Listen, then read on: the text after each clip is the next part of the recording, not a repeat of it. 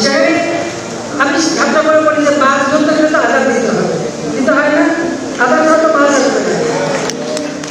কালো টাকা সাদা বা বৈধ করার সুযোগ দেয়াকে বড়শিতে আধার গেঁথে মাছ ধরার সঙ্গে তুলনা করে প্রধানমন্ত্রী যে বক্তব্য দিয়েছিলেন সেটিকে ধ্রুমজাল সৃষ্টির কৌশল বলে মন্তব্য করেছেন বিএনপির মহাসচিব মির্জা ফখরুল ইসলাম আলমগীর।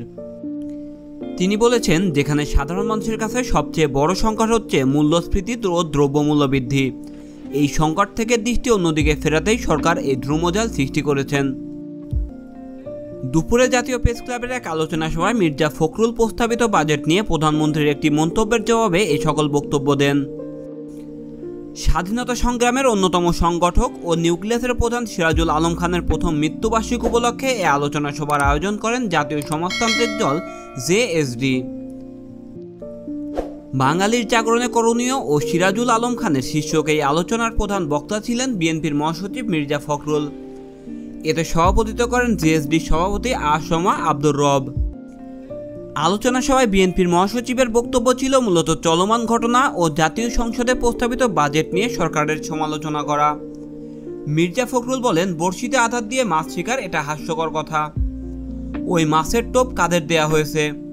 তাদের লোকেরাই তো দুর্নীতি করে বিপুল কালো টাকার মালিক হয়েছে। তাদের কি ধরা হবে? এটা রাঘব বোয়ালদের জন্য অবাধ লুটপাটের ব্যবস্থা করা হয়েছে। প্রসঙ্গত, জাতীয় সংসদে আগামী অর্থ বছরের বাজেট পাশের পরদিন গত শুক্রবার আওয়ামী লীগের এক আলোচনা সভায় প্রধানমন্ত্রী শেখ হাসিনা কালো টাকা সাদা করার সুযোগ দেয়াকে বড়শিতে আধার গেঁথে মাছ ধরার সঙ্গে তুলনা করেন। শনিবার জেএসডির আলোচনা সভায় সেই বক্তব্যের ব্যাপারে প্রতিক্রিয়া জানান মির্জা ফখরুল ইসলাম আলমগীর।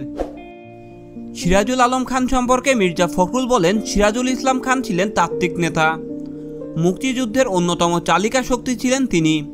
তার অবদান কখনোই অস্বীকার করা যাবে না। সভাপতির বক্তব্যে আসামা আব্দুর রব বলেন, দেশে এখন গোষ্ঠী ও ব্যক্তির শাসন প্রতিষ্ঠিত হয়েছে, তবুও তাদের ক্ষমতার তৃষ্ণা মিটছে না। বাংলাদেশের জাসদের সভাপতি শরীফ নুরুল আম্বিয়া বলেন, রাজনীতিতে সবকিছু নেতারা নির্দেশ দেয় না, অনেক সময় কর্মীরাই নেতাকে সৃষ্টি করেন। সিরাজুল আলম খান নেতাকে সৃষ্টি করেছেন।